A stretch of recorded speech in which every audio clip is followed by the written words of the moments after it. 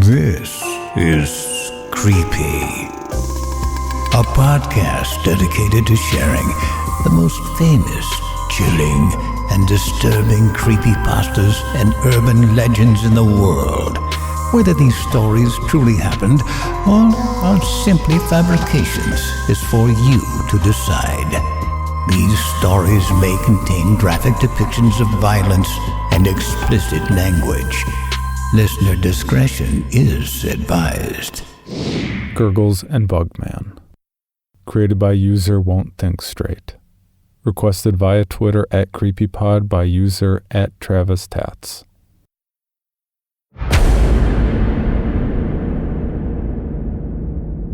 After my last experience, my parents reminded me of another story from my childhood.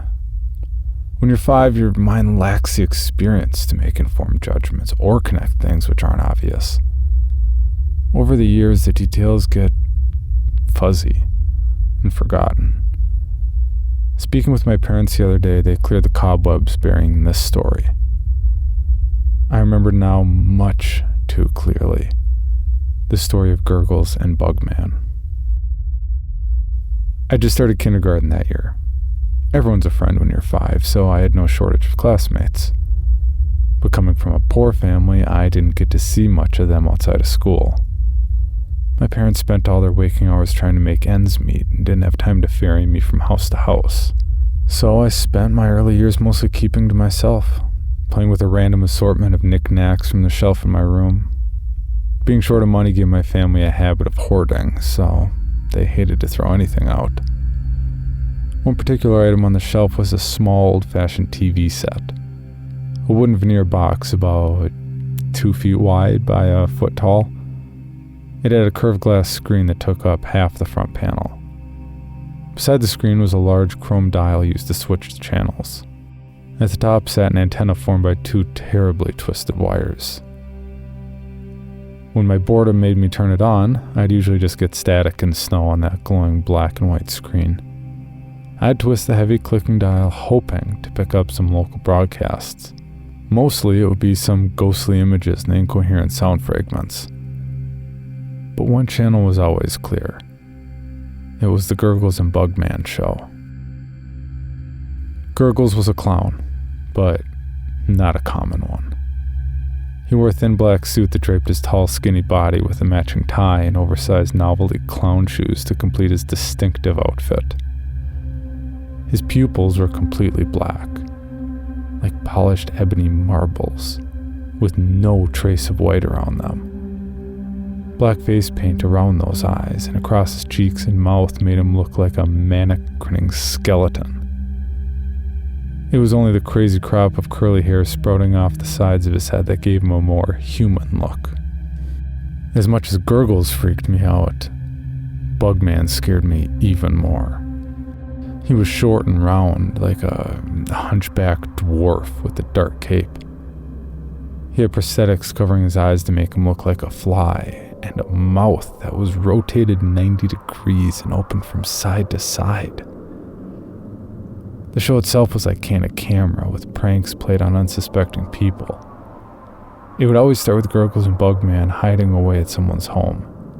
Gurgles would face the camera, staring at you, his bony finger touching his lips. When the unsuspecting star of the show came into view, a laugh track would begin to play. You would see them go about their nightly routines, oblivious to the conspiracy that Gurgles and Bugman had involved us in. We'd see them making dinner, or on the lounge watching TV with their family, or quietly doing their homework. Then watch as Gurgles and Bugman stole their pen, or moved their glass, or made things disappear behind their backs. The camera angles would change as Gurgles and Bugman shifted their hiding place from the dark corners of a room, to the cupboards, to the ceiling, or under the furniture, all the while looking back at you and winking. The closer they got, the louder and more laughter from the soundtrack. Eventually, when everyone went to sleep, a victim would be chosen for their prank. Waiting in the closet or under the bed, once the victim fell asleep, Bugman would crawl out and gently climb in beside them. His jaw would open sideways and out would come a sharp straw that he'd stick in the person's neck. This always paralyzed their victim, because sometimes you could see them struggle as if they woke and saw Gurgles and Bugman on top of them. The laugh track would then be extra loud and uproarious those few times the victims awoke.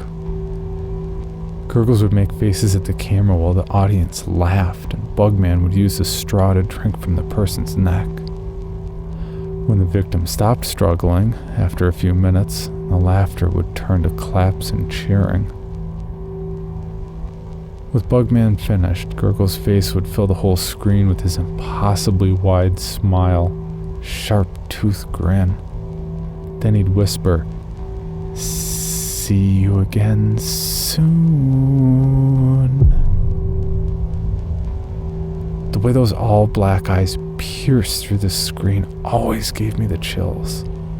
I hated the show, but would be always too afraid to go near the TV while it was running. One day the TV mysteriously disappeared from my room. My parents told my 5-year-old self that they'd sold it to pay some bills. I accepted that without question. I was kind of glad it was gone. But yesterday, when I asked them about the TV again, they exchanged nervous glances, then filled in some missing gaps from my childhood. Halfway through that year, Derek, a classmate I didn't know very well, had died in horrific circumstances. He was murdered in his bed with a stab wound to his neck.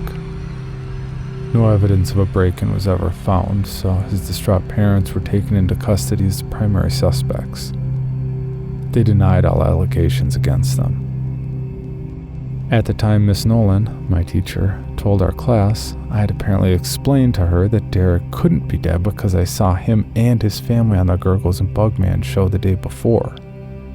When Mrs. Nolan mentioned to my parents what I'd said, they'd immediately taken the TV from my room, driven it to a junkyard, and had it burnt to nothing but ashes and molten steel. That TV was in my room because it had always been broken. It was never plugged in the whole time it sat on my shelf. Whatever I saw on that screen, it wasn't from a station. So that's my story of Gurgles and Bugman. But I'm not sure if that's really the end, though. After all, do Gurgles and Bugman still perform their nightly show for some unsuspecting viewer somewhere in this world? And if so, who will be their next star?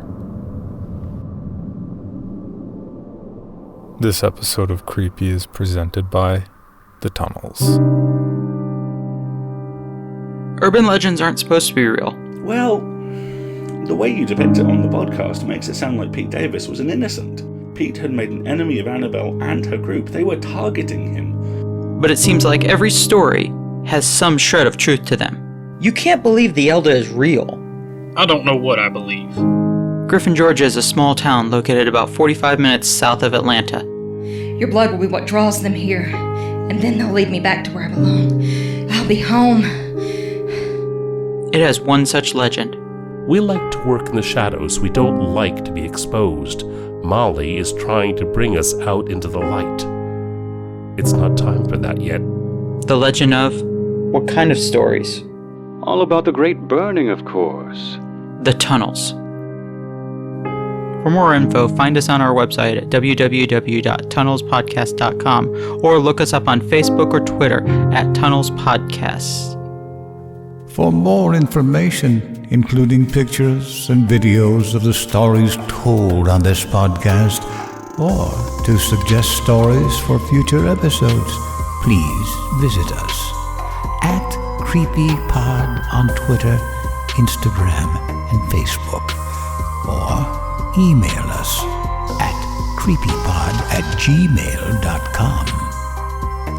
All stories told on this podcast can be found at creepypastawikia.com and are protected by a Creative Commons license. Some rights reserved unless otherwise stated.